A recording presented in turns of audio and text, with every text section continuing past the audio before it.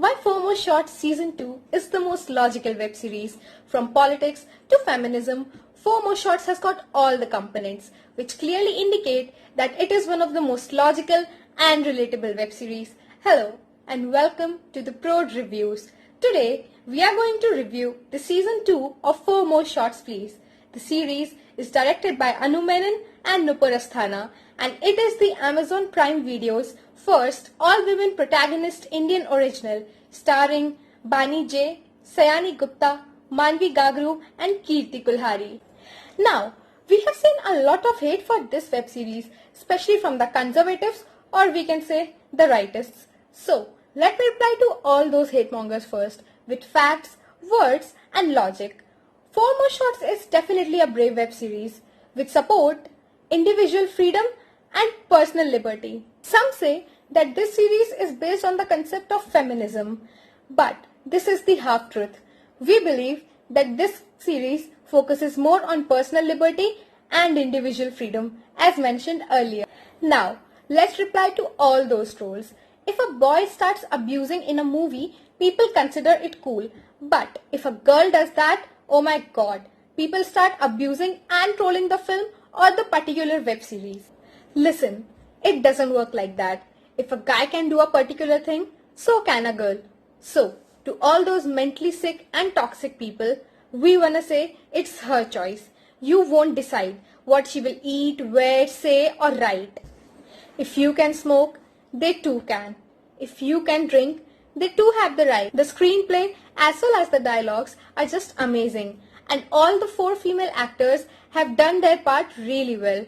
Sayani and Kirti were just phenomenal.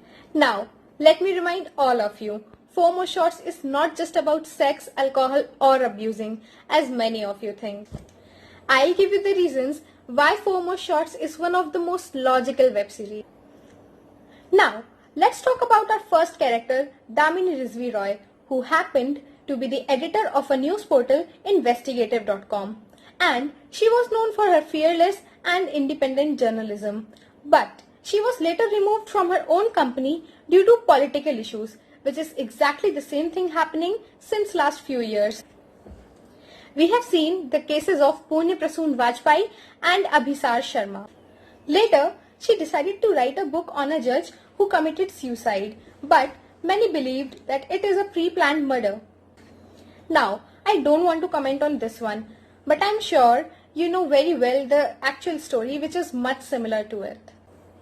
Later, the publishers refused to publish her book and her name was removed from the speakers list of a literature fest, which I don't think happens in real because our literary industry is ruled by communists and liberals, not by conservatives. But again, it was making some sense because many Radio Rabinda types media organizations will never publish a column or a story which is anti-government on their portal. The most iconic scene came from the Literature Fest itself when her name was removed. She was called an anti-nationalist and go to Pakistan and all those dialogues which are developed by the Radio Rabinda types Indian media channels. It is perhaps the most logical scene keeping in mind the current political scenario of the country. Coming to Umang, she was a bisexual gym trainer who was in a relationship with the Bollywood star Samaira Kapoor. Her family disowned her in one way or the other after knowing this fact. This is the harsh reality of a conservative society. Why can't a girl marry a girl if she loves her? The society should accept it. One more message that her character conveyed was that in a relationship, one should choose self-respect and equality over love. Anjana was a lawyer who was facing prejudice in her office and her boss was a racist guy. He was a misogynist and this is a harsh reality.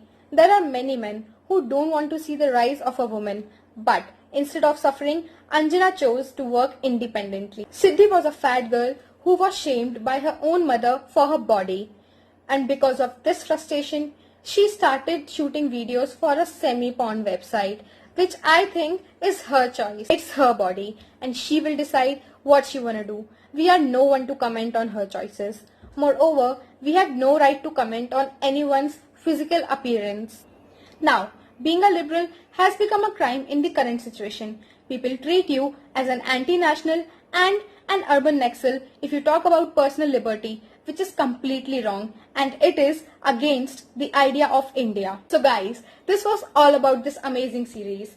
I'll give this series a rating of 4.5 stars on a scale of 5. 0.5 I have cut because of the ending. I didn't enjoy the ending at all. That's all for today. Support Prode's independent journalism by subscribing to us. This is Antara Shivhare for the Prode. Thank you for watching.